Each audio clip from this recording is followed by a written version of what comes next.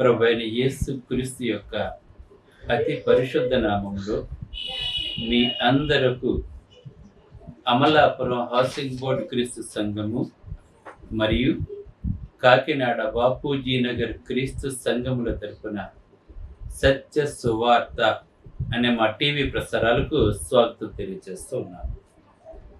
ఇవాళ ధ్యానాంశం ఏంటంటే రోమీయులకు రాసిన పత్రిక 2వ అధ్యాయము 24వ వచనం.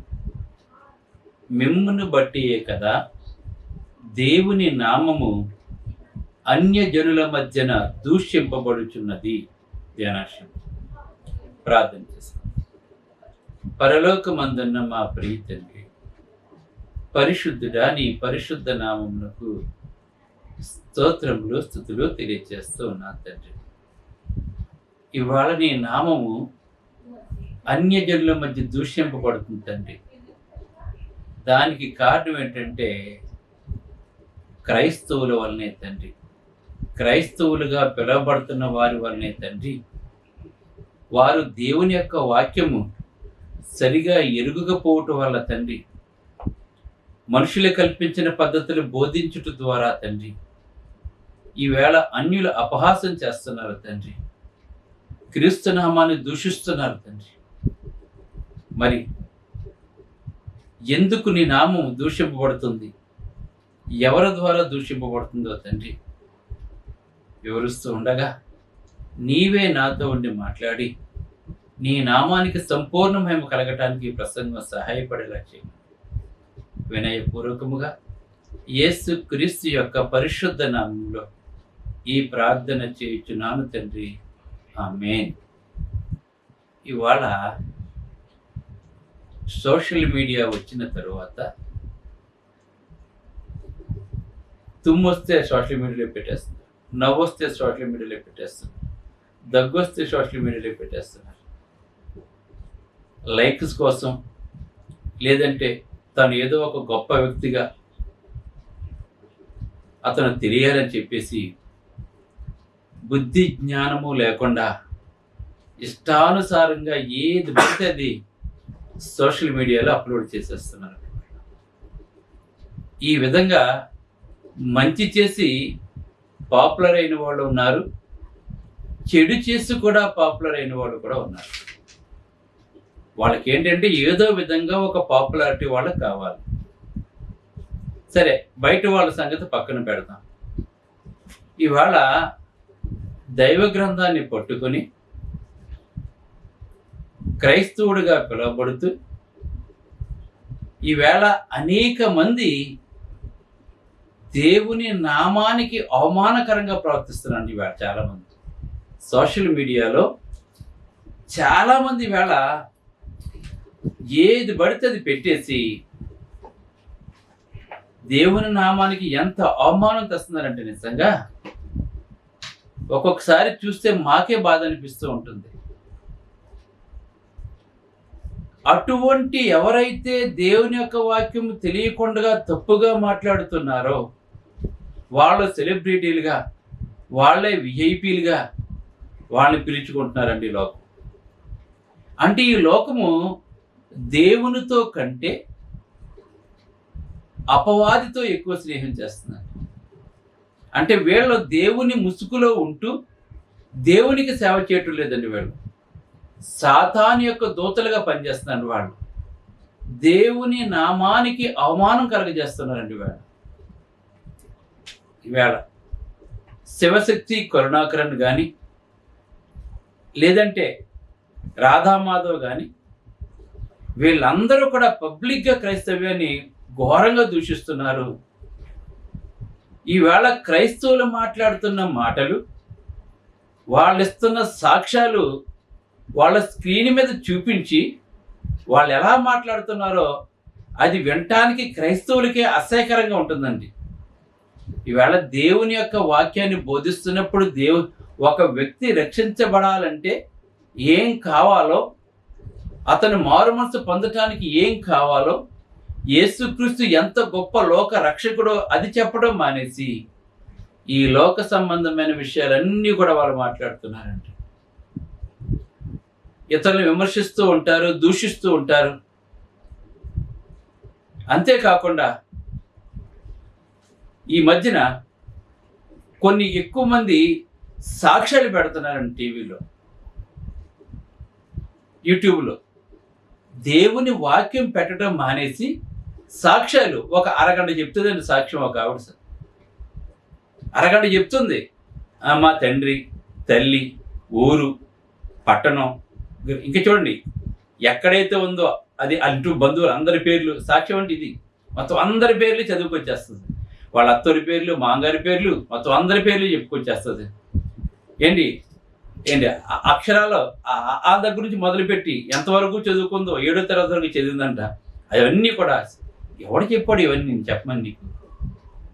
పైగా నా సాక్ష్యాన్ని మీరు జాగ్రత్తగా వినాలి, అసలు గ్యాప్ లేకుండా చెప్తున్నాను నేను అని మాట్లాడుతుంటే, ఆ సాక్ష్యాన్ని తీసుకుని శివశక్తిలో కరుణాకరణ అతను ఇంకొక యాంకరును యేసుక్రీస్తు నామాన్ని ఎంత అపహాసం చేశారంటే నిజంగా 2 సాక్ష్యాలు తీసుకుని చాలా ఘోరంగా ట్రోల్ చేశారండి వాళ్ళు. నిజంగా వాళ్ళు ట్రోల్ చేయడానికి అవకాశం వీళ్ళు ఇచ్చారు. అక్కడ వాళ్ళు ట్రోల్ చేయడానికి వీళ్ళు అవకాశం ఇచ్చారు కనుక, అది నిజం కాదు కనుక, అది వాక్యం కాదు కనుక, ఆ దేవుని నామాన్ని పెట్టుకుని వీళ్ళు బతుకుతున్నారు కనుక వాళ్ళు చాలా నవ్వులు పాలు చేసేస్తానండి వాళ్ళ క్రైస్తవ్య.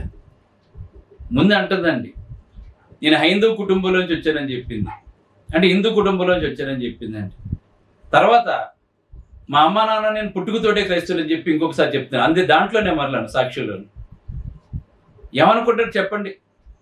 అలాగే నేను 7వ తరగతి చదువుతున్నప్పుడే మా దైవికమైన కుటుంబం చెప్పేసి నన్ను ఏరుకొని పెళ్లి చేసుకున్నారు, వాళ్ళు కూడా క్రైస్తవులు అని చెప్పేసి మళ్ళా పెళ్ళి అయిన తర్వాత నన్ను చర్చికి వెళ్ళడం లేదు అని మాట్లాడుతుందంట. ఏం మాట్లాడుతుందో పొంతన లేకుండా దెయ్యపు బోధ. దెయ్యాలు ఎలాగైతే మాట్లాడుతుంటాయో, దెయ్యాలు లేవనుకోండి ఇప్పుడు, అంటే వర్ణించడానికి చెప్తున్నాను నేను, నోటుకు వచ్చినట్టు మాట్లాడుతుంటే దాన్ని ఎంత ట్రోల్ చేశారంటే అంత ట్రోల్ చేశారండి వాళ్ళు. నిజంగా ఇటువంటి వాళ్ళ వల్ల దేవుని నామానికి ఎంత అవమానం. అనుకోక ఆయన వాక్యం చెప్పడం మానేసి మార్తమ్మ సాక్ష్యము, లేదంటే సువార్తమ్మ సాక్ష్యము, ఇవా దేవుడు చెప్పింది. దేవుడు చెప్పింది ఏంటి? యేసుక్రీస్తు లోకరక్షకులను నమ్మటానికి ఏం కావాలి? వాక్యం మనిషిని మార్చుతుంది, వాక్యం మనిషిని శక్తివంతంగా చేస్తుంది. అది చెప్పడం మానేసి ఈవేళ ఇవన్నీ మొదలు పెడుతున్నారు. ఇంకొక ఆవిడ చెప్తుందండి, ఏమని చెప్తుందంటే, ఆవిడ భర్త వదిలేశాడట తను. అండ్ దేవుడు అసలు యాక్సెప్ట్ చేస్తాడు అలాగా? క్రైస్తవులు సువార్త ప్రకటించేవారు కలిసి ఉన్నామని దేవుడు చెప్తున్నాడు తప్ప అలా విడిచిపెట్టేయమని చెప్పాడే దేవుడు? కలిసి ఉన్నామని దేవుడు చెప్తున్నాడు. కానీ పైగా ఆవిడ అడ్వకేట్ అంటే, అడ్వకేట్ అయితే ఆవిడ నేను ప్రాక్టీస్ చేసుకుంటున్నాను, నాకు ఎక్కువ కేసులు రావాలని దేవుడిని అడుగుతున్నాను. ఏంటి ఎక్కువ కేసులు? ఏం కేసులకు రావాలి? వాళ్ళ గొడవలు పడాలి, దగ్గరికి రావాలండి. అది అలాగే నేను కారు కావాలని చెప్పి దేవుడిని అడిగాను, ఎవరో తీసుకొచ్చి నా కారు కొనిచ్చేశారు, నా దేవుడు గొప్పవాడు అని చెప్పి చెప్తుంటే ఈ లోకం ఏమనుకుంటుంది యేసుప్రభు గురించి? పైగా యేసుక్రీస్తు నా ప్రియుడు అని పాట పాడుతుంది. యేసుక్రీస్తు తన ప్రియుడు అంట. సంఘము వధువు అయితే లోకరక్షకుడు యేసుక్రీస్తు పెండ్లి కుమారుడు. అది నా ప్రియుడు అని చెప్పి తన సొంతానికి అనుభవించుకుని పాడేసి పెద్ద పాపులర్ అయిపోయింది ఆవిడని భయంకరంగా ట్రోల్ చేస్తున్నారు. ఇవాళ ఎంతమంది ట్రోల్ చేస్తున్నారు నిజంగా. ఎంత కెమెడియన్స్ అయిపోయారండి వీళ్ళందరూ కూడా. ఇవాళ ఇటువంటి వారి వల్ల ఏమవుతుందంటే దేవుని నామానికి అవమానం కలుగుతుందండి. ఈవేళ వాక్యం తెలియనటువంటి వాళ్ళండి. అంటే బతకడానికి వచ్చిన తప్పలే, సువార్తను పట్టించి రక్షించడానికి వచ్చినవాడు కాదండి వీళ్ళంతా కూడా. నేను లోపల మాట, బయట మాట, ముందో మాట, వెనకాల మాట, ఇలాగ మాట్లాడుతూ ఉంటారండి వీళ్ళు. యేసు ప్రభుని వేళ వాళ్ళు మాట్లాడుతున్నారు, వాళ్ళ శవాన్ని ఆరాధిస్తారని చెప్పి మాట్లాడుతున్నాడు వాళ్ళు, ఇటువంటి వాళ్ళ వల్ల. ఎందుకంటే వీళ్ళు యేసుక్రీస్తు ఎంత గొప్ప లోకరక్షకుడు చెప్పరండి వాళ్ళకి. యేసుక్రీస్తు ఎంత గొప్ప లోకరక్షకుడు వాళ్ళ చనిపోవటం వరకునే వాళ్ళకి తెలుసు. ఆయన రక్తం కాచడం ద్వారా మనిషికి పాపక్షమాపణ కలుగుతుందని, అందుకే దేవుడు శరీరధారికి లోకంలోకి వచ్చాడని, ఆయన మృతి నుంచి తిరిగి లేచాడని, పునరుత్థానుడయ్యాడని, రెండవ రాకడలో మళ్ళా తిరిగి వస్తున్నాడని చెప్పరేలో. వాక్యం తెలిస్తే చెప్తారండి వీళ్ళకి. నాలుగు ముక్కలు ఏదో పాట రాసేసుకోవటం, లేకపోతే లేదా ఇంకోటి ఏదో చేసేసుకోవటం. ఈవేళ భయంకరంగా దేవుని నామాన్ని అవమానం కలగజేస్తుంది. ఈవేళ చాలా మంది పాస్టర్స్ ఈవేళ ఆడవాళ్ళు తయారైపోతారు, బైబిల్ పట్టుకుని ఆడవాళ్ళు తయారైపోతారు. వాళ్ళు ఎన్ని తప్పులు మాట్లాడుతున్నారంటే నిజంగా ఈ ఆడవాళ్ళు మాట్లాడే మాటలను ఎంతమంది ట్రోల్ చేస్తారంటే అంతమంది ట్రోల్. ఈ వాక్యం రాదండి వీళ్ళందరికీ, వాక్యం రాదు వీళ్ళకి. కానీ బైబిల్ పట్టి తయారైపోతే దేవుడిని పిలుచుకోవడం అని చెప్పేసి, దేవుడిని అసలు వాక్యం నేర్చుకోవాలి కదా. ఫస్ట్ నువ్వు చెప్పాలి అంటే వాక్యం తెలియాలి కదా నీకు. దేవుడు రమ్మని పిలిచేస్తే మరి ట్రైనింగ్ ఎక్కడయ్యావు నువ్వు ఎక్కడ నేర్చుకుంటావు వాక్యం? నువ్వు ఎక్కడ నేర్చుకున్నావు? నువ్వు ఏ పని లేకపోతే బైబిల్ పట్టుకోవటం వచ్చేటి వేళ దేవుని నామానికి అవమానం. ఎవడో ఏదో చెప్తాడు, ఆ ప్రకారంగా చేసుకుని వెళ్ళిపోయి. అందుకే మాట్లాడుతున్నాడు ఇక్కడ రోమీయులకు రాసిన పత్రిక 2:24 మిమ్మును బట్టియే కదా దేవుని నామము ఎవరి దగ్గర, అన్యజనుల దగ్గర రక్షించబడలేని వారి యొక్క మధ్యలో దూషింపబడుతుందని చెప్పి పౌలు అప్పుడు మాట్లాడాడండి. మొదటి శతాబ్దంలో మాట్లాడాడు. అప్పుడు ఇప్పుడు ఎప్పుడు మారండి వీళ్ళందరూ కూడా దేవుని ముసుగులో ఉన్న సాతాను యొక్క దూతలండి వీళ్ళందరూ కూడా. దేవుని నామానికి ఎవరైతే ఆటంకానికి, ఎవరైతే ఇలాగా అన్యజనులు దూషించబడేలాగా వాళ్ళు చేస్తున్నారో వాళ్ళందరూ కూడా సాతాను యొక్క దూతలండి. ఈవేళ నిజం చెప్పి నేను దూషిస్తే మనం సంతోషించాలి. మనం మిమ్మల్ని నిందించి, మిమ్మల్ని హింసించి, మీ మీద చెడ్డ మాటల పలకడం మీరు ధన్యులని చెప్తున్నాడు. నువ్వు వాక్యాన్ని ప్రకటించి, యేసుక్రీస్తు గురించి ప్రకటించి, యేసుక్రీస్తు ఎంత గొప్ప లోకరక్షకుడో ప్రకటించి, యేసుక్రీస్తు గురించి నమ్మటానికి నువ్వు నిజమైన సాక్ష్యాలు కనుక చూపించినట్లయితే బైబిల్లోవి, అవతల వాడికి భయం పడుతుంది. మనతో వాదించడానికి భయం పడుతుంది. అవతల వాడికి దేవుని గురించి మాట్లాడడానికి భయం పడుతుందండి వాడికి. ఈవేళ నోటుకు వచ్చినట్టు మాట్లాడుతున్నారండి. ఈవేళ ఇంకొకరు ఏం చేశాడు, మన కాకినాడలోను 9 సంవత్సరాలు 7 సంవత్సరాలు 10 సంవత్సరాల పిల్లల చేత ఇలా బ్యానర్ పట్టించేసుకుని 8 గంటల బీచ్లో అలా తిప్పారటండి ఒక పాస్టర్ చిన్నపిల్లల్ని. దేవుడు అలా చెప్పాడా? అంటే నువ్వు ఏదో గొప్ప సేవ చేసేస్తున్నావు, జనులందరూ దూషించేస్తే నేను ఏదో గొప్ప, ఎవరు చెప్పారు నీకు అది? అలా పట్టేసుకుని చిన్నపిల్లల చేత చేస్తే ఒకడేం మాట్లాడుతారు, పోలీస్ స్టేషన్ కంప్లైంట్ ఇవ్వండి అని చెప్తున్నాడండి అతని గురించి. మీరేం చేయాలి? పబ్లిక్ మీటింగ్లు పెట్టి మాట్లాడండి, ఆరాధనలో మాట్లాడండి, లేదా టీవీల ద్వారా సత్యాన్ని ప్రకటించండి. వాళ్ళు తెలుసుకుంటారు. వాళ్ళు సత్యం వాళ్ళ నోళ్ళు ముయిస్తుంది, మనం ముయించాల్సిన లేదండి. సత్యం వాళ్ళ నోళ్ళు ముయిస్తుంది, దేవుడే వాళ్ళ నోళ్ళు ముయిస్తుంటాడు వాళ్ళది. ఇవాళ శవ అంటే యేసుప్రభు అంటే శవ అంటే అబ్బాయి యేసుప్రభు దేవుడు అనకండి, అసలు దేవుడు అనకండి యేసుప్రభుని. యేసుప్రభు దేవుడు అంటే నాకు అసలు దేవుడు కాదు ఆ మాట అనకండి అని మాట్లాడుతున్నాడు ఒకడు. ఇటువంటి వాళ్ళ వల్ల తయారైపోతారు, లిప్స్టిక్లు వేసుకుని ఈ మధ్య తయారైపోతున్నారు. ఈవేళ అనేక మంది నోటుకొచ్చినట్టు మాట్లాడేస్తున్నాడు.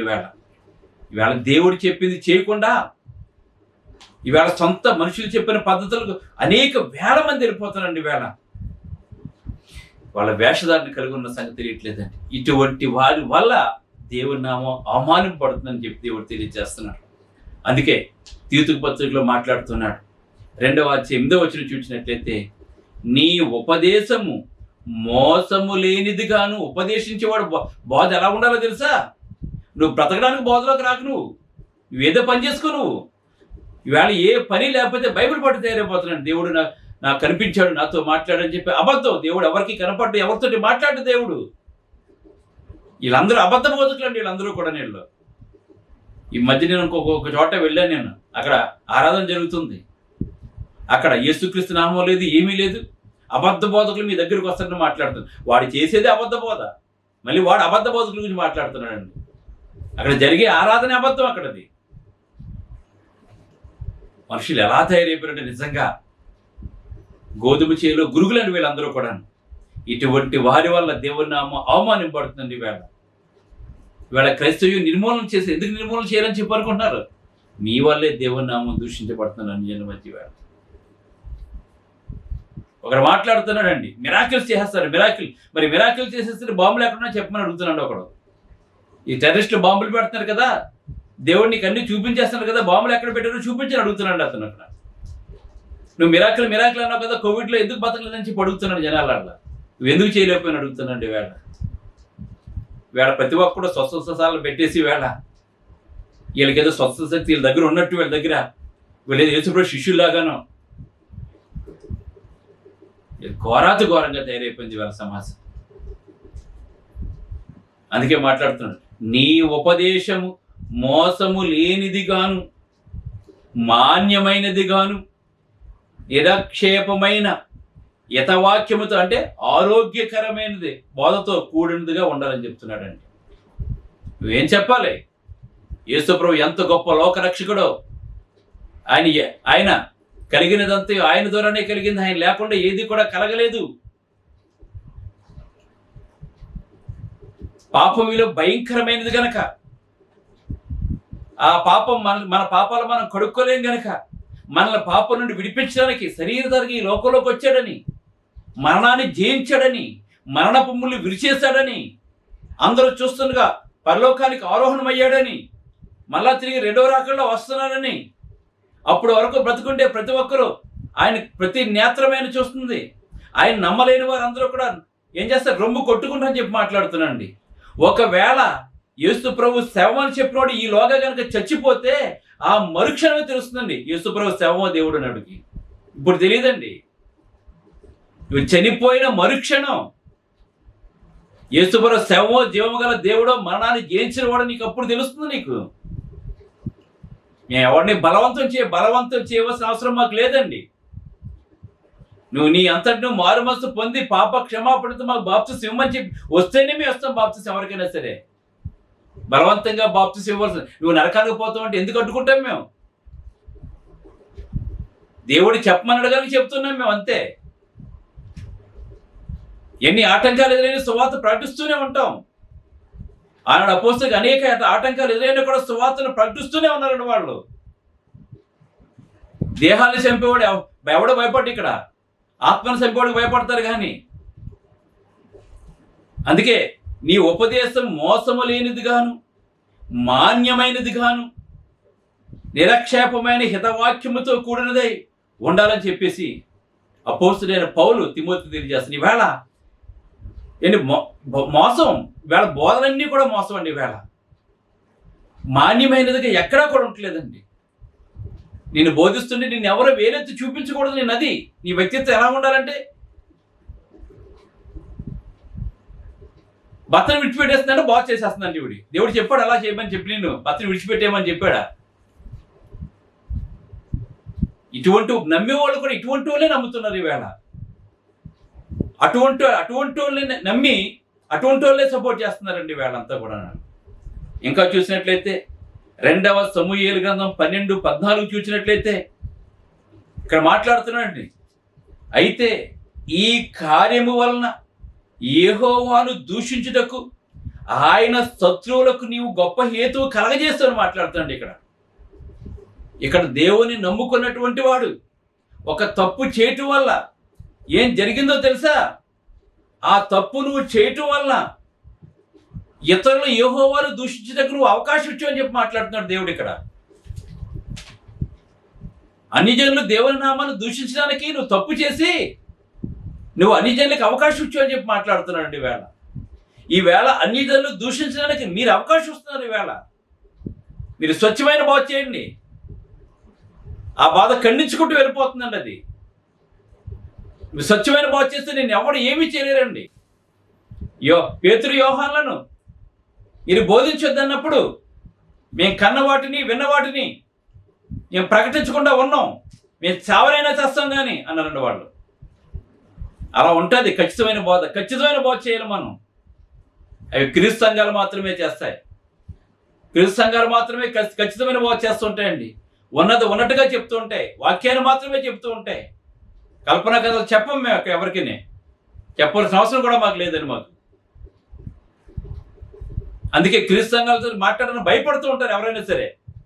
వాక్యం ద్వారా ఖండిస్తాం, గద్దిస్తాం, బుద్ధి చెప్తే ఎవరికైనా సరే, ఈ లోకంలో ఎవరికైనా సరే, వాడు ప్రభుని ఎరిగినా ఎరక్కపోయినా కూడా. అందుకే మాట్లాడుతుంది ఇక్కడ. అయితే ఈ కార్యం వలన యెహోవాను దూషించుటకు ఆయన శత్రువులకు నీవు గొప్ప హేతు కలగజేస్తూ, ఈవేళ దేవుని శత్రువులకు మీరు గొప్ప హేతు కలగజేస్తారు. మీరు ప్రకటించేది నిజం కాకపోవటం వల్ల, మీ అబద్ధాల వల్ల యేసుక్రీస్తు నామం అవమానం పడుతుందండి ఈవేళ.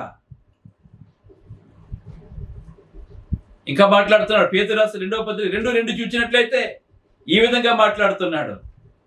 మరియు అనేకులు వారి పోకిరీ చేష్టలను అనుసరించి నడుచును, వీరిని బట్టి సత్య మార్గము దూషింపబడుతుందని మాట్లాడుతుంది. సత్య మార్గం దూషించబడుతుందండి ఈవేళ అనేక మంది సువార్తికులు పోకిరీ వేస్తారు చేస్తున్నారండి. పోకిరీ చేస్తారండి వాళ్ళు ఏం చేస్తున్నారో ఏం మాట్లాడుతున్నారో వాళ్ళకే తెలియదండి. వాళ్ళకి గొప్ప బోధకులు అని చెప్పి అనుకుంటారండి. వాళ్ళు అబద్ధంలో జీవిస్తూ ఈ యుగ సంబంధమైన దేవత వారి మనోనేతలకు గుడ్డితనం కలగజేయటం వల్ల వాళ్ళు ఏం చేస్తారంటే ఈవేళ ఇక్కడ తెలియచేస్తారండి. మరియు అనేకులు వారి పోకిరీ చేష్టలను, ఈవేళ ఆ పోకిరీ చేష్టలను బట్టే కదా ఈవేళ అవమానిస్తున్నారండి దేవుణ్ణి. వీరిని బట్టే సత్య మార్గము దూషింపబడుతుందని మాట్లాడుతున్నాడు.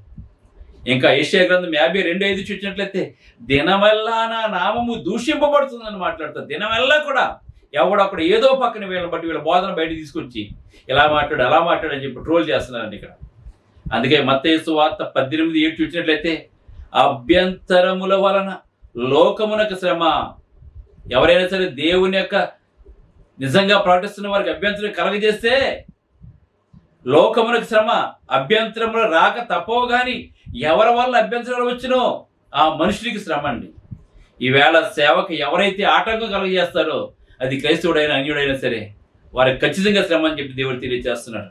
అందుకే తిమోతి రాసిన మొదటి పత్రిక 6:1 చూసినట్లయితే దేవుని నామమును ఆయన బోధయు దూషింపబడకున్నట్లు జాగ్రత్తగా ఉండమని చెప్పేసి పిలిపిలి ఎవరు పౌలు తెలియజేస్తున్నాడు, తన తిమోతికి తెలియజేస్తున్నాడు అండి పౌలు గారు. అలాగనే ఇక్కడ చూసినట్లయితే ఇంకా విలాపవాక్యాలు కనుక మనం ఒకసారి చూసినట్లయితే 2వ అధ్యాయము విలాపవాక్యాలు తెలియజేస్తున్నాడు. 2వ అధ్యాయము 15-16 చూసినట్లయితే ఈ విధంగా మాట్లాడుతున్నాడు. చూడండి ఎవరు మాట్లాడుతున్నాడు. త్రోవన వెళ్ళు వారందరూ నిన్ను చూచి చప్పట్లు కొట్టెదరు. వారు యెరూషలేము కుమారుని చూచి పరిపూర్ణ సౌందర్యము గల పట్టణమనియు సర్వ భూ నివాసులకు ఆనందకరమైన నగరనియు ఈ జనులు ఆ పట్టణం గురించి చెప్పిరి. ఒకప్పుడు చెప్పారండి. అయితే చూడండి ఇప్పుడు ఏమైపోయింది అది అని అనుకొంచు గేలి చేసి తల ఊచెను. నీ శత్రువులందరూ నిన్ను చూచి నోరు తెరిచెదరు, వారి ఎగతాళి చేసి పండ్లు కొరుకుదురు. ఇదే కదా మనం కనిపెట్టిన దినము, ఇది తటస్థించెను, దానిని మనం చూచున్నామని అనుకున్నదని మాట్లాడుతున్నాడు. ఒకప్పుడు యెరూషలేము అంటే ఎంత గొప్ప పట్టణం. ఆ పట్టణం అయిపోయింది, తునాతునకలు అయిపోయిందని. ఎందుకు అయిపోయింది? వారు యేసుప్రభువును సరిగా అర్థం చేసుకోలేకపోవటం వల్ల. ఈవేళ అనేక మంది ఈవేళ గొప్పగా ఉండవలసిన స్థానాన్ని ఈవేళ అవమానకరంగా చేస్తున్నాడు వాళ్ళు. అందుకే యెహెజ్కేలు 36 కనుక చూసినట్లయితే 20-23 చూసినట్లయితే మనకి ఈ విధంగా వ్రాయబడిందండి. 36వ అధ్యాయము 20-23 వచనాలు చూసినట్లయితే ఇక్కడ మాట్లాడుతూ చూడండి. వారు తాము వెళ్ళిన స్థలములోని జనుల యొద్దకు చేరగా జనులు వీరు యెహోవా జనులే కదా, ఆయన దేశం నుండి వచ్చిన వారే కదా అని చెప్పడం వలన నా పరిశుద్ధ నామమునకు దూషణ కలుగుటకు ఇశ్రాయేలు కారణమైరండి. దేవుని నామానికి అవమానకరం చేయడం దానికి దేవుడు ఏర్పాటు చేసిన ప్రజలే చెప్పారండి అక్కడ. ఇప్పుడు క్రైస్తవం పట్టుకుని వాళ్ళు వీళ్ళ వల్ల దేవుని నామానికి అవమానం కలుగుతుందండి. కాగా ఇశ్రాయేలీలు పోయిన ఎల్ల చోటను నా పరిశుద్ధ నామమునకు దూషణ కలగనగా నేను చూచి నా నామ విషయమే చింతపడుతుంది. నా ప్రజల వల్ల నా నామం దూషించబడితే నేను బాధపడ్డాని చెప్పి దేవుడు మాట్లాడుతున్నాడు. ఈవేళ క్రైస్తవ్యం వల్ల దేవుని నామం దూషింపబడితే దేవుడు బాధపడుతూ ఉంటాడు. అయినా ఒక మాట చెప్తున్నాడు ఇక్కడ. కాబట్టి ఇశ్రాయేలు ఈ మాట ప్రకటన చేయము, ప్రభువు యెహోవా సెలవిచ్చినదేమనగా, ఇశ్రాయేలీయులారా మీ నిమిత్తము కాదు గాని అన్యజనుల్లో మీ చేత దోషం నొందిన నా పరిశుద్ధ నామ నిమిత్తము నేను చేయబోయేదని చేతని చెప్తున్నానండి. ఈవేళ ఎవరి వలన దేవుని నామానికి అవమానం కలిగినా కానీ ఆయన నామం ఎంత గొప్పదో తెలియజేయడానికి ఎవరైతే నన్ను దూషిస్తున్నారో వాళ్ళకి బుద్ధి చెప్తానని చెప్పి దేవుడు మాట్లాడుతూ, అన్యజనుల మధ్య మీరు దూషించిన నా ఘనమైన నామమును నేను పరిశుద్ధపరచుదును, వారి ఎదుట మీ యందు నేను నన్ను పరిశుద్ధపరచుకొనగా నేను ప్రభువు యెహోవానని వారు తెలుసుకొందురు. ఇదే ప్రభువు యెహోవా అని మాట్లాడుతున్నాడు. ఎవరైతే దూషిస్తారో, ఎవరైతే సేవను మాట్లాడుతున్నారో వాళ్ళకి నేను ఏంటో తెలియజేస్తాను. ఆ నోటితోటి నన్ను గణపరిచేలా చేస్తానని చెప్పి ఇశ్రాయేలు దేవుడు యెహోవా సెలవిస్తున్నాడు గనక దయచేసి మీ ఇష్టం వచ్చింది యూట్యూబ్లో పెట్టేసి దేవుని నామానికి అవమానం కలగజేయకండి. వాక్యం తెలిస్తే మాట్లాడండి, తెలియకపోతే నోరు మూసుకుని ఉండదు తప్ప దేవుని నామానికి అవమానం కలగజేయకండి దయచేసి. అందుకే మిమ్మల్ని బట్టే కదా నా నామం అన్ని జనం మధ్య దూషం పడుతుందని చెప్పి దేవుడు అంటున్నాడు కనుక మీరు అటువంటి వారిగా ఉండకండి. ఈవేళ 90% మంది అలాగే ఉంటున్నారండి. వేళ ప్రార్థన చేసుకుంది. పరిశుద్ధుడైన తండ్రి, పరలోకమందున్న దేవ, నీ పరిశుద్ధ నామమునకు స్తోత్రాలు తెలియజేస్తున్నాం తండ్రి. ఈవేళ బైబిల్ పట్టుకున్న తండ్రి, వాక్య పరిజ్ఞానం లేకుండా సాక్ష్యమని అదని ఇదని తండ్రి భయంకరంగా తండ్రి సాతాను బోధలు చేస్తూ తండ్రి దేవుని నామానికి అవమానం చేస్తున్నారు తండ్రి చాలామంది ప్రభావం. మరి ఇటువంటి వారందరి నిమిత్తం ప్రార్థన చేస్తుండగా నీ నామానికి మహిమ కలగాలి తండ్రి. నీ నామాన్ని వ్యర్థంగా ఉచ్చరించకూడదు ప్రభా. ఎంతో పరిశుద్ధమైనది నీ నామం తండ్రి. నీ నామానికి మహిమ కలిగే బోధలు ప్రతి ఒక్కరూ చేసేలా చేయమని యేసు క్రీస్తుని వేడుకుంటున్నాం తండ్రి. ఆమేన్. మీ అందరికి వందనములు. బ్రదర్ జార్జ్ రాజు వారా, church of Christ, housing board, Amalapuram, near KIMS medical college, Konaseema district, 533201. Mobile number 9848730355, 92933174174. Email ID georgerajuvara@gmail.com. Website www.helpingforpoor.com.